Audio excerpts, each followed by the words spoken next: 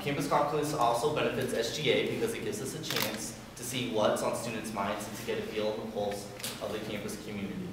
SGA asked for questions through email, RSO, and university events, and received a total of 53 questions. Every question not answered tonight will be answered through email sent directly to the constituent. The questions we chose tonight were based on the number of similar questions received. After going through the pre-selected questions, we will open the floor to constituents in the gallery to ask questions of their own. We will now begin with the first selected group of questions to be answered by Student Body President Marquis. We'll go ahead and begin with the first question. And then, with the recent crime alerts, I've begun to feel unsafe on campus. What is SGA and the university doing to ensure the safety of its students? All right, well, first of all, good evening to all of you joining us tonight. I know taking your time out of your day is important for us to see you all here and be able to kind of share in what we're able to do in this room every once a night. So you're getting a little piece of the pie to some extent. Zach, we kind of hit all the nails on the head as far as why we do these events, and so I hope you all embrace this and continue to utilize these events as the year goes on, as this will not be our only one. But to get to the actual question, safety on campus obviously is a pretty big problem, or at least a concern for students here at Illinois State and at any university across the country. What I want to point out in a couple of different ways is exactly what we have done, what we're doing, what the university does, to make sure that this campus is a safe environment for everybody.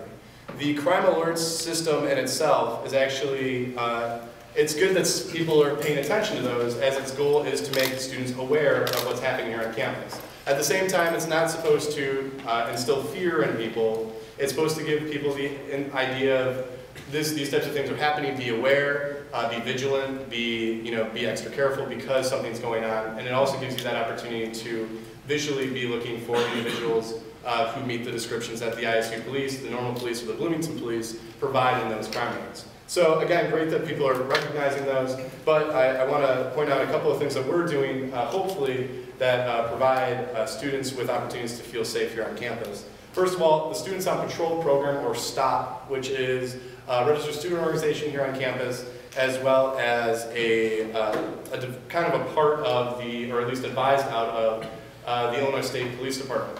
The STOP program allows for students to call in anytime at night, 7 days a week, and get a escort home with members of STOP who are students, not police officers, whose job is to make sure that you get home safely and that you are able to continue to go out at night and still feel safe on your way home and on your way there, depending on whatever you want to do. You can reach STOP by calling the ISU Police Department anytime by their non-emergency number, which is listed on their website. And the Student Government Association will continue to push information about STOP, as well as continue to support and help STOP in any way that we can, as we believe it's an incredibly valuable resource for our campus. Other things that we're doing, particularly the university is doing, is the night ride program, which I'm sure everyone's aware of. The Student Government Association is working very diligently with Parking and Transportation to make sure that the night ride program is better understood, that people know where stops are, to make sure people have maps if they want to have a map, to make sure that the program itself is utilized by students, because again, it's a great way for you to be able to be out at night where most of the times people are feeling uncomfortable, and to get a safe ride home in a secure, fast, and safe manner with night ride.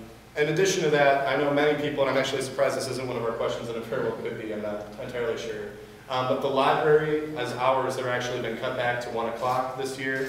I don't know, this isn't necessarily a safety thing, it is, but I wanted to explain that a little bit in the safety paragraph because it's relatable.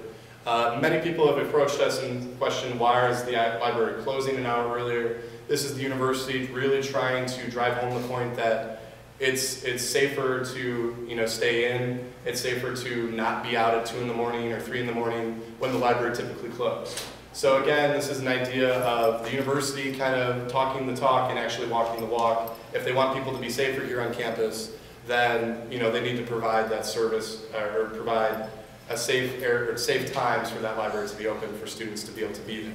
I hope that makes sense because I know we've had a lot of questions about that, but in reality, that's really why that happened, is it's a matter of safety for all of you to continue to ensure your safety here on campus.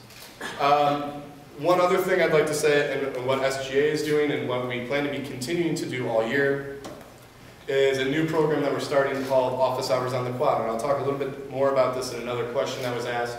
But Office Hours on the Quad allows for SGA to go out onto the quad, its members, and disseminate information, to gather information from students, and all in all, just be more of a part of your day-to-day life here on campus. We will be specifically having several days throughout this semester devoted to safety and safety awareness here on campus, providing information about stop and night ride and all sorts of different programs and how to be safe, passing out information for those, but also giveaways for those that help you be safe here on campus. Our goal is certainly to help make this place as safe as possible. Nobody should feel as if our campus is unsecure, that our campus is not a place that you can feel safe at and at home at. This is your home, it's my home, and I will do everything in my power to make sure that it continues to be a place where we can walk around at night, we can walk around during the day, and feel safe. So this is a great question, and I appreciate it being asked. And obviously, SGA will continue to make this a point throughout the entire year for something that we're focusing on. Relevant to them. Okay, cool. Again, great question.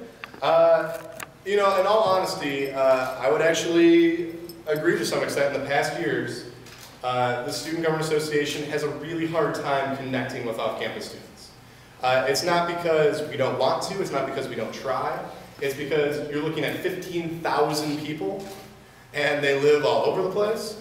It's very difficult for us to really connect and really hit home with those individuals. However, we are definitely working on improving that. We realize that this is one of our weaknesses, and throughout the course of the year we're doing everything from little things like changing the way that we email students who live off campus, that no longer is it just a random representative from the association who represents you, is an alphabetical list breakup so that you can actually understand who's representing you, who you're getting your email from, and on a consistent basis. We're doing things like being a part of the off-campus student services, which is a service provided through the Dean of Students Office, with planner handout and going door to door with the DOS, and actually providing planners, free planners and other kind of goodie bag type things to off-campus students. We are continuing our efforts with probably one of the biggest strides the Student Government Association has really ever taken to really address off-campus student concerns by a survey that we will be implementing basically in the next few weeks, starting at the off-campus housing fair, which is, I believe, 2 weeks from now, if I'm not mistaken. And at that fair, we'll actually provide students an opportunity to really give feedback on not only their leasing agreements, not only their living arrangements, but also their dining off campus and their abilities to be involved off campus and their communication to people off campus. And with that survey information, we're hoping to really address students' needs who live off campus. And again, that's giving us an opportunity to really get out there. And what we'll take away from that is we're hoping to actually create a tenants union for students here on campus. And that tenants union will provide students on campus a mediation source to work with their leasing companies, not butt heads with their leasing companies, but to actually be a proactive source for information, for mediation service. If you have a concern, if something continues to not be addressed by your housing company and your leasing company, you can actually address the tenants union and they will work through that complaint with you in a proper way that actually will resolve the issue for you and with you. That's really a huge step that we're hoping to make this year, and I would actually encourage anyone who's in the audience or who know or is interested, when this starts to become a project that is actually in form, you'll see this closer to the end of the semester, I absolutely hope that people will join up and help be a part of this organization and help represent off-campus students in a way that we really, really need them to be. And so, again, off-campus students is going to be a huge issue for us all year long. And what with several complaints and several concerns from students about this issue, it certainly won't go away. And it's certainly, as an off-campus student myself, something that I care very passionately about and will not let go as the year continues.